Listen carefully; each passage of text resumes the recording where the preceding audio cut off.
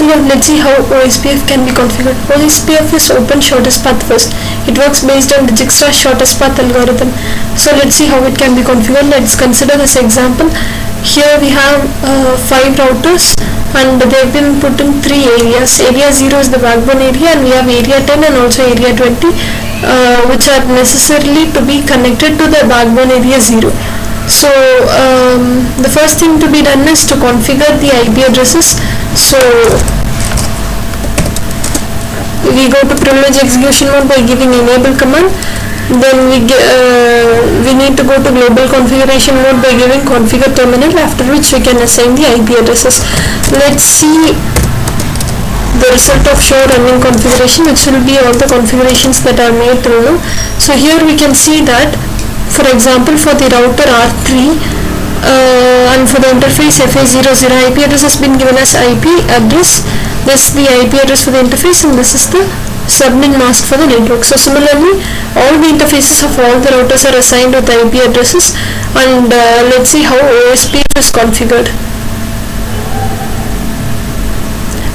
Before going to OSPF configuration, while assigning IP addresses for the serial networks, the required interfaces are to be given the clock rate also, and no shutdown has to be given so that the interfaces come up. After this, we will go to OSPF configuration. So here we give router, OSPF, and the process ID 1, which is given, 1 is given over here. So router, OSPF, and process ID, this is given in global configuration mode.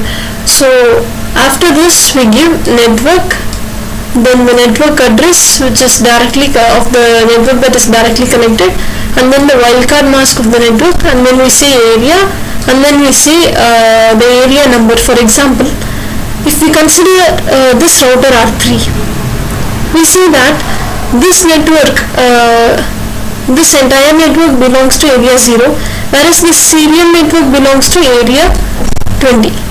So here we have given the command as network, then the network address. For example, for the area for this network we have given 172.30.1.0, and the wildcard mask is 000255 since the prefix is 24. Then we have said area and then 0. Since the network is present in area 0, we have done this.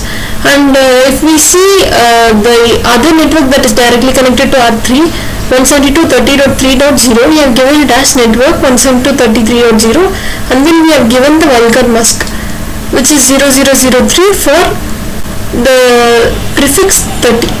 Then we have given area and 20. We have given 20 because this is the area in which this network is present. So this is how we have configured OSPF in this router, and we have got 1 plus 1, 2 networks which are directly connected to R3. In the similar way, OSPF is configured in all the other routers. Now let's check how connectivity has been established for all these routers. For example, let's take a packet and let's try to say the source as R1 and the destination as R4. It is successful. Let's see how it is able to travel. We see when we capture and forward, it's able to go to the switch, which forwards it to the next router, which is able to route it to R4, and we are able to get the reply from R4 as well, and it reaches R1. So similarly, if we check from R1 to R5, the status is successful. If we also check from R4 to R5, it's again successful. So we are able to connect every network to other.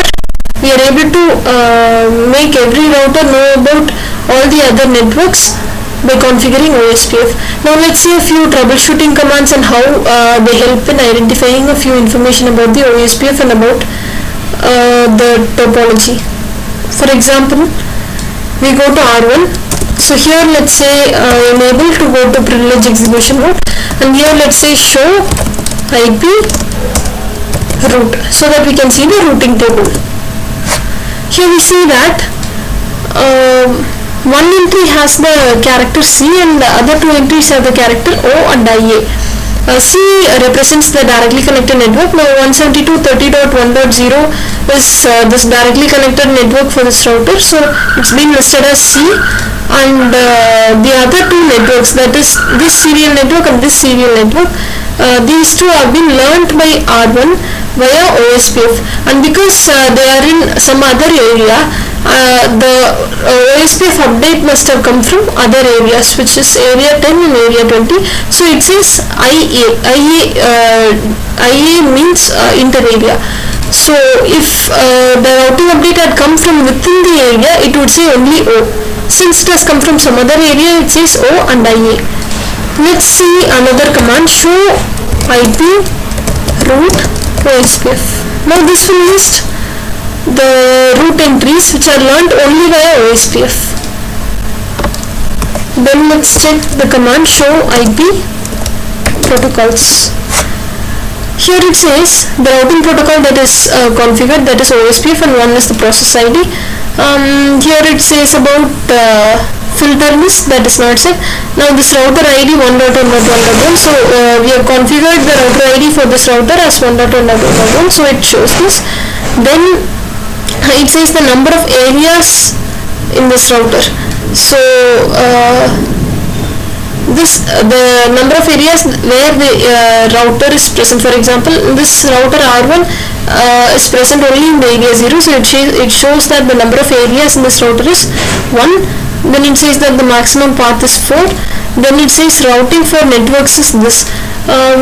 This actually says the advertisements that this router has made for, that is R1 has advertised this one network to others via OSPF, so it lists this one entry.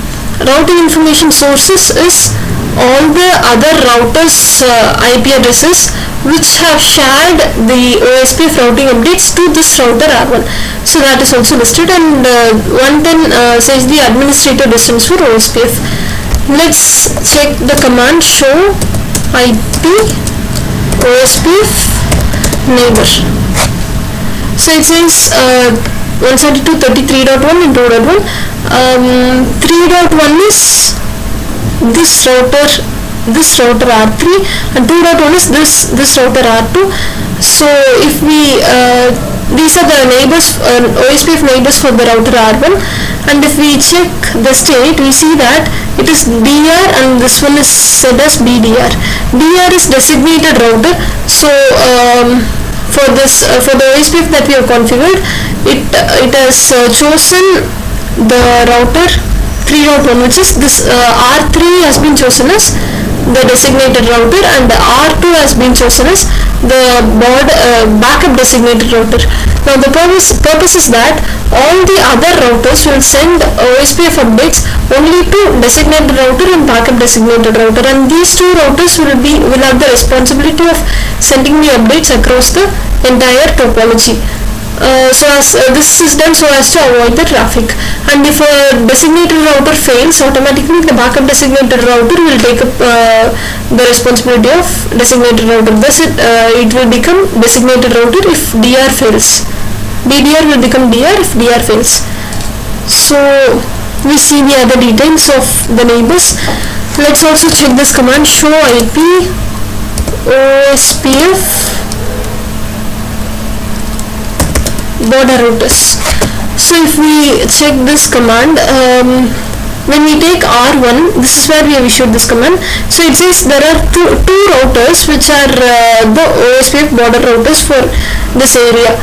It says again 2.1 and 3.1. It says area 0, which means in this area the border routers, the routers that act as border between this area and some other area. So we see that 2.1, 3.1, these both are border routers for area 0. So any information that has to go to some other area can go through only these two routers. So let's also check the same command for some other routers. Say for example R4. Here if we give enable and if we give show IP OSPF border routers, so we are checking for R4. So it should be displaying R2 since this is the border router for this area. SHS 2.1, which is R2's serial 20 interface. This interface has the IP address 172.30.2.1, which is a case. Serial 20 has 172.30.2.1. So this router has been listed as the border router for the area 10. It says area 10, area border router, and the IP address. So similarly, if we also check for R5, it should be listing R3 as the area border router. So let's say I'm able to go to privilege execution mode, and let's say show IP, OSPF, and border router. Yes, it says 3.1. It says area border router for area 20.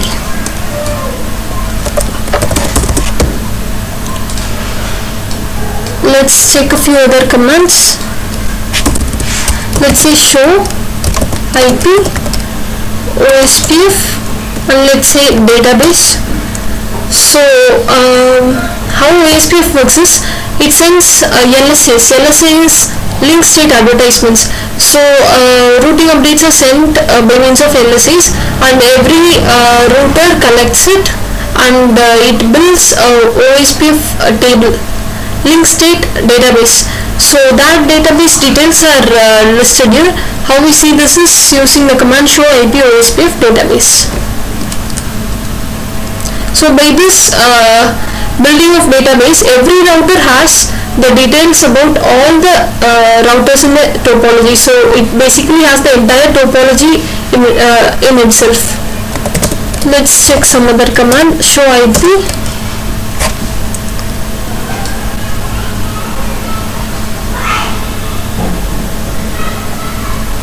Alright, show IP